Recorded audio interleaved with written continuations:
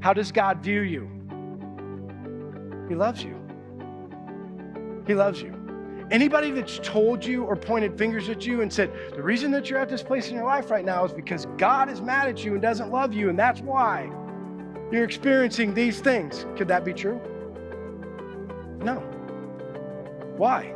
Because God says, I love my creation. I love you. And it's so important because you might have grown up in a culture, like I've seen people that have grown up in a culture that have been like, God's just waiting.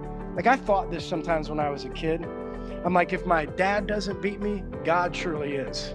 Right? Not like my dad was abusive, but you get the belt and you're thinking like, if you don't get caught by him, everybody would tell you, but God still knows. And I'm like, what does he do? Like, does he have a hammer or like lightning or, any of those things where your parents used to tell you the story, like, what's happening up in heaven and all the lightning bolts are coming down and God's angry about certain things. And you're thinking, you mean those lightning bolts come down here? And if you do something wrong, like there was a view, I think, for times at people who would say, God's mad at me and he doesn't love me. So the reason that he is interacting with me in this way is because how he views me.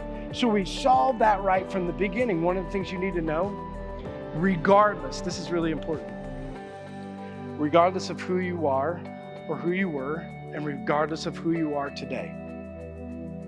Everybody get that? It doesn't matter the sin. It doesn't matter the place. It doesn't matter what you're doing right now.